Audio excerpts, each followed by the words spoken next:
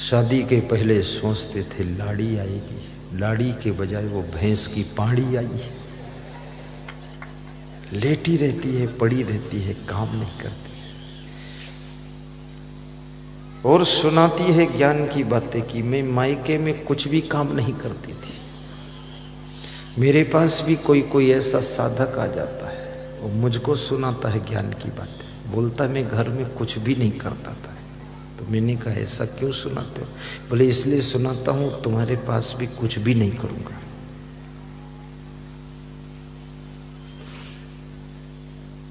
तो मैंने कहा कुछ भी नहीं करोगे, भोजन भी नहीं करोगे? बोले भोजन तो 3 टाइम करूंगा, कुछ भी नहीं करेंगे। तो ये आलसियों की जमात इकट्ठा करना है क्या? ये निकम्मे लोग ये साधु बन करके देश को बर्बाद करेंगे। साधु को तो संसारी से भी अधिक परिश्रमी होना चाहिए, क्योंकि साधु से सभी को आशा रहती है कि संत जी कुछ ज्ञान देंगे और कुछ आशीर्वाद देंगे। वो संत आलसी है, कुछ उसको खुद ही ज्ञान नहीं, मेहनत करना नहीं चाहता है। परिश्रम विहीन साधु आश्रम को उजाड़ देता है।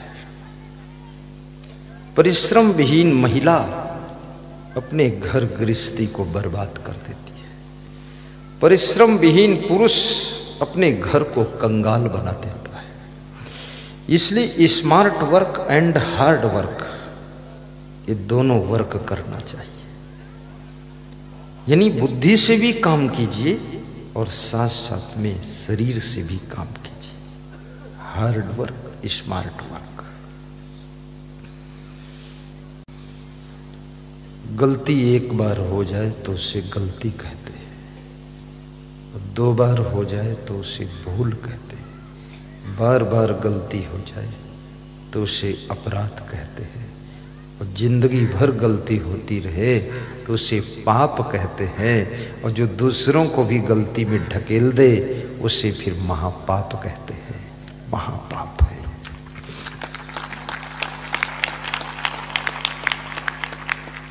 कितने लोग खुद तो गलती करते ही हैं, दूसरों से भी गलती कराते हैं। खुद दारू पीते हैं, दूसरों को भी पिलाते हैं। दारू ऐसे पिलाते जैसे चाय पिलाई जाती है। और मैं निवेदन करूंगा, शराब से तुम्हारे स्वास्थ्य का भी नुकसान है, धन का भी नुकसान है, सम्मान का भी नुकसान है, समय का भी नुकसान है, बुद्धि का भी नुकसान है। शराब से फायदा तो कुछ भी नहीं है। मैं कई शराबियों से पूछा हूं कि शराब पीते हो तो इसमें क्या लगता है, कैसा एहसास होता है? बोले कुछ नहीं है। तुमने कहा फिर पीते क्यों हो? बोले आदत हो गई है। तो आदत छोड़ दो। बोले छूटती नहीं। तो पकड़े क्यों? बोले मूर्खता बस। छोड़ते क्यों नहीं? अज्ञानता बस। छोड़ोगे कब? मर जाएंगे तब।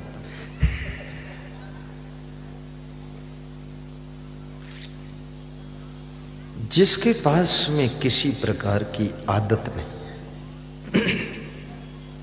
वह व्यक्ति दुखी भी नहीं होता है। इसलिए आदत को नियंत्रण कीजिए। चाय पीने की भी आदत मत बनाइए।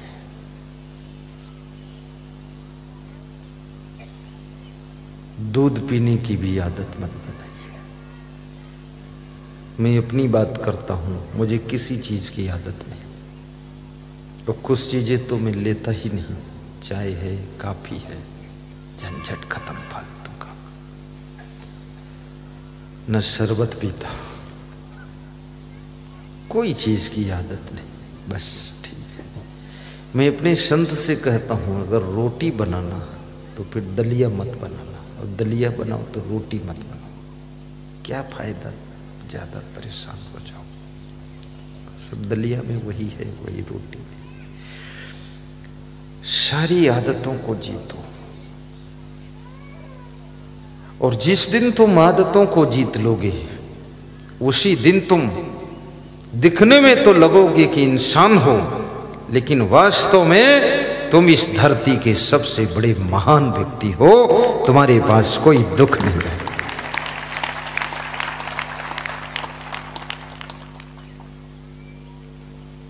आदत जरा सुधार लो। गाइए, कुछ याद वाद है कि नहीं? कुछ नहीं, सब सफम सफाई। आदत जरा सुधार लो। ओहो, आदत जरा सुधार लो, बस हो गया भजन। मन की तरंग मार लो, बस हो गया भजन। ये फैशन करने की भी आदत छोड़ दो। कभी कभी थोड़ा ठीक ठाक कपड़े पहन लो, कभी कभी थोड़ा मीडियम भी पहन लो, कभी कभी बालों को सेटिंग भी कर लो, कभी कभी तो ऐसे ही बांध दो उसको। कितनी स्त्रियां तो 2-2 घंटे बालों पर कसरत करती है। जय बजरंग बली का लंगोट पहनकर बालों को धर रगड़ बाल भी रोते हैं, किसके चक्कर में पड़ गया मैं।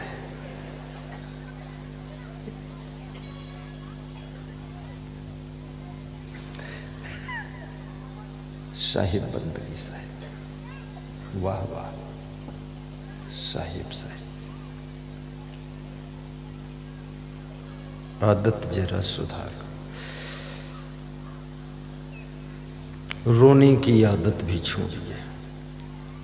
कितने लोगों की आदत होती है, किसी ने थोड़ा सा कुछ कह दिया, रोने के लिए बैठ गए।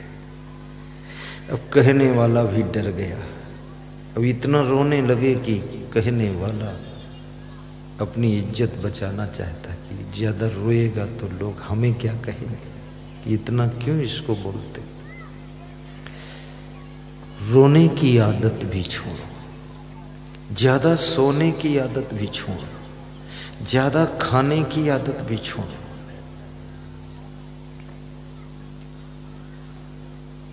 मनमानी करने की आदत भी छोड़िए। थोड़ा दूसरों से सलाह भी ले लो। मोडी डूडी मत बनो। मोडी डूडी बनोगे, किसी से दिल में दिल मिलेगा ही नहीं। मनमानी करोगे तो सभी से तनाव ही रहेगा।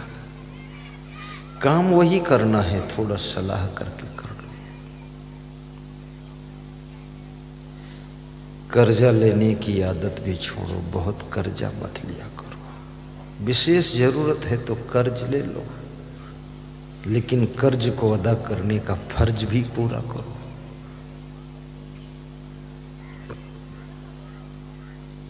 आदत जरा सुधार लो। गंदगी फैलाने की आदत भी छोड़िए।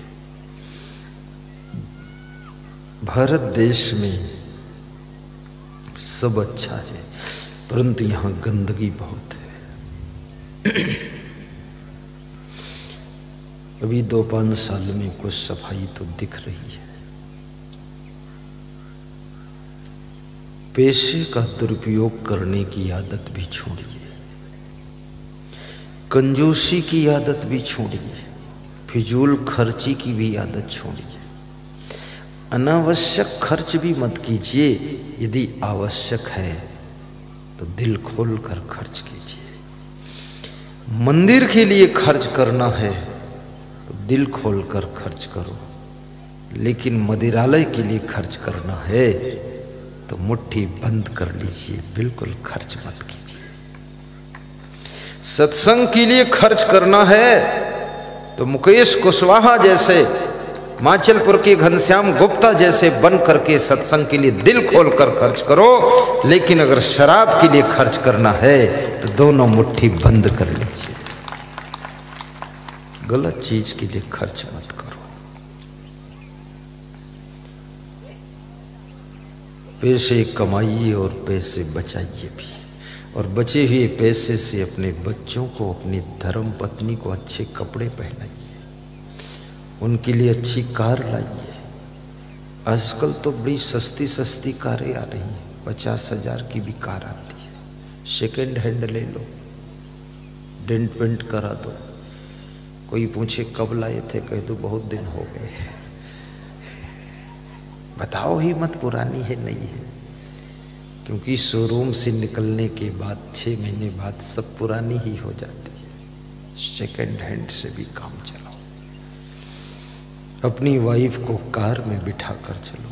ये मोटरसाइकिल पर फटफटी पर बिठाते हो, गिर पड़ो तो पत्नी की टांग टूट जाए। और तुम्हारी पत्नी भी बहुत आशा लेकर ससुराल आई थी कि पति के पास जा रही हूं, क्या ठाठ से रहूंगी, और पति देव ऐसे मिले हैं। कितनी स्त्रियों को तो पति के रूप में पाणा मिला है। भैंस का पाणा होता है, पड़ा ही रहता है, कुछ काम नहीं करता है। अब उनकी स्त्री जब देखती है अपने पति को तो उसको पाणा की याद आती है कि एक पाणा द्वार पर, दूसरा पाणा घर में बेड पर पड़ा है।